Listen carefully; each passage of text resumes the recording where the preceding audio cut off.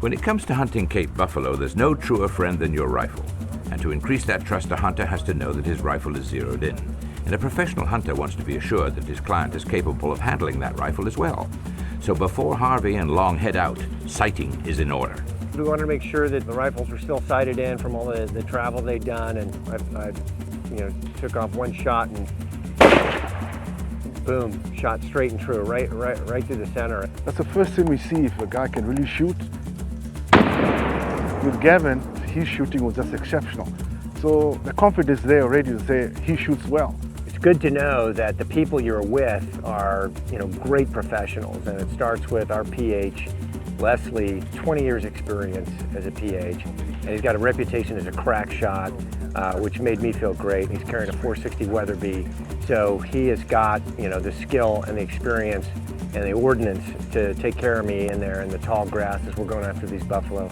Gavin always asks me about shot placement. Leslie, what happens when you find a buffalo? If it's facing us, where do I shoot? From that, I knew he's a real hunter because he wants to perform, and that's what we expect from a client. The first shot is critical on a Cape buffalo and ideally would be broadside with both lungs overlapping. A hunter should visualize a line up the back of the foreleg intersecting with a line through the middle of the body. Because the brain is a small, difficult target, this shot is only in the event of a charge. A 375 is plenty gun for a buffalo. I mean, whatever gun you shoot, bullet placement is the most important, and the type of bullet you're using. Like Gavin has been using the Barnes X. I mean, there's no better bullet. Harvey has picked the Seiko 85 and 375 H&H as the ideal buffalo rifle. And as important as the rifle is the choice of bullet. On a massive buffalo, both controlled expansion and penetration are essential. The Barnes X delivers both with almost total weight retention. With the rifles that we have, with the optics that we have, the cartridges, the technology is so good. If you put the shot where it's supposed to be, everything will go well. While they're in the midst of a virtual Eden of wildlife, their goal is to find just one animal. This place is just crawling with wildlife. You're just spooking impala and puku constantly on the road, right over here. And then you got to really watch for elephant. Even the little ones are aggressive.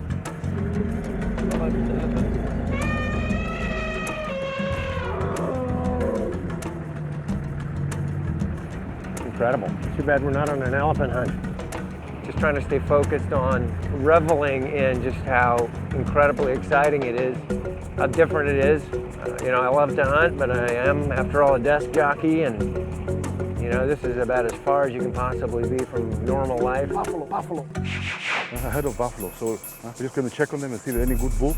If any good bull, then we can take it. Okay. Yeah, but just make sure the shot is good. Don't shoot high. Don't shoot low. Too low. Go for the center. Okay. Yeah.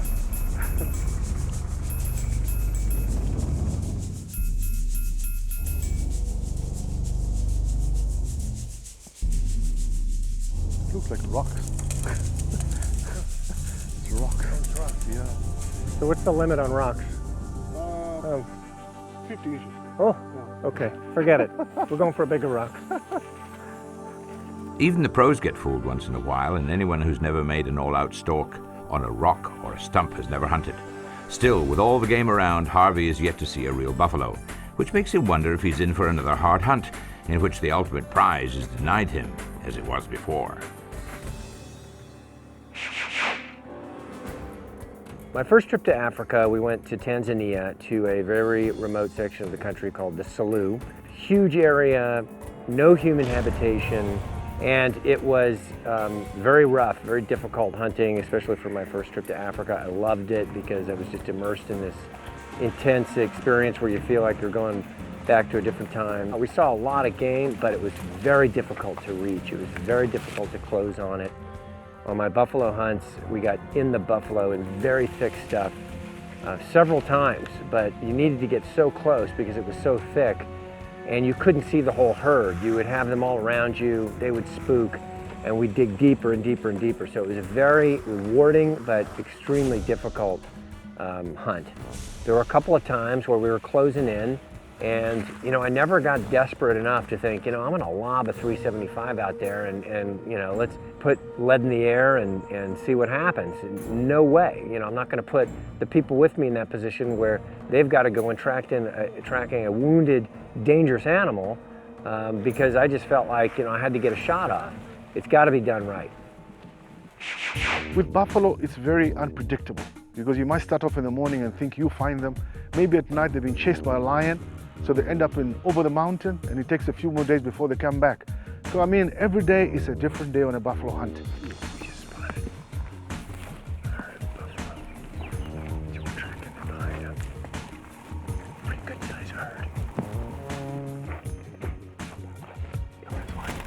Let's just go after them. Yeah, there's some very good bulls in there. I think I saw 5 or 6 good bulls. Great.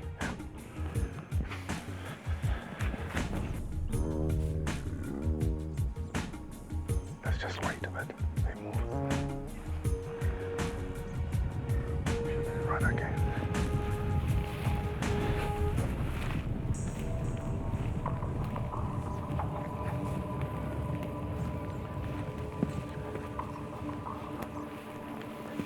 I can tell you that's when, you know, the metallic taste starts in your mouth. When you're following, you can still hear them, you can still feel them thundering away a little bit. There's a big dust cloud. Never felt more alive walking through that tall grass. The wind is not very good. The wind is not very good. It's going up and down.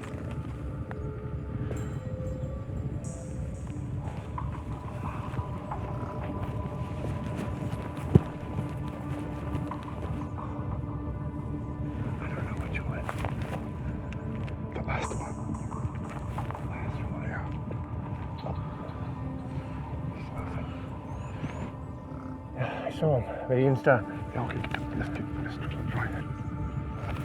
The last bull in the herd was a good bull. Okay. Yeah, it's an old bull. It seems like they're heading off. Yeah, so we're moving. They'll definitely come up in the open now. This is thick stuff. Yeah, the last one. Almost had them. Almost had them. Look at him go. How do we close on these guys? Maybe the wind is sailing us away a bit. You can see the wind's blowing towards them. All of a sudden the wind blew towards them and off they went, just left us a cloud of dust. From there we decided, let's go back to the car and regroup. There seems no alternative but to turn back toward camp. Got to keep your eyes and ears open down here. Oh yes. You don't know what can be coming out at you. Exactly. So we come up the riverbed. I know we're getting close. And we start to push in, and I start thinking that we keep getting close, we keep pushing. When I thought, is history going to repeat itself here? Is that what's going to happen? Because we come up, and there they are. We want them to walk into us, then we can probably pick up the bull and have a good shot. Which one? The one on the left. Huh? It's broadside now. It's broadside. This one, broadside. Okay. Reload. Come along. You hit him well. I think I did. I had a good shot. I got a good sight picture on him. Yeah, let's see. So they call it death bellow. That was a good. The first shot was very good. And you're shooting about 100 meters. Eh? It was so quick. He's there. What a miracle. Very good shot. Oh my God. It's dead. Oh. Thank you, sir. Great shooting. Thank you. Thank you so much. Thank you. Giacomo. Thank you. Ah! I was so emotional and charged up that I had fulfilled this. It's this thing I'd been thinking about for years. This thing that I'd failed at the first time. I mean, that's the whole thing. The client comes out to Africa to come and hunt with us. And if you get him a trophy, all the time you feel satisfied to say, I've done my job. Gavin, were you happy with the hunt? I love that. I mean, just relentless hunting, on point for hours. The way it went and how we spoke? Unbelievable. To be able to consummate it with a kill like this is just, it's my first buffalo. Yeah. It's a dream come true. Look how worn down he is up here. It's a nice buff. How much do you think he weighs? About a ton. 2,000 pounds. Yeah, about a ton. So another village will have meat? Yeah. Brontosaurus steaks for the village? Yeah, we'll cut it up and we'll deliver it. Okay. And you leave the gut pile for the lions? No, we take everything. Nothing is wasted. Yeah, let the lions get their own. Yeah. The big moment came, the reason where you realize you do this is when we delivered the buffalo meat to a local village. They're very good about that here, that this meat goes to the people who live here. A lot of the fees benefit the people who live here. Hunters are doing great work here to make sure that there's a school being built, there's teachers coming in, the game is being managed well. But when we delivered the meat, there were people clapping and cheering, and it was very gratifying to be part of that, because that's what it's all about. I was honored, frankly. It was fantastic. Yeah, buffalo.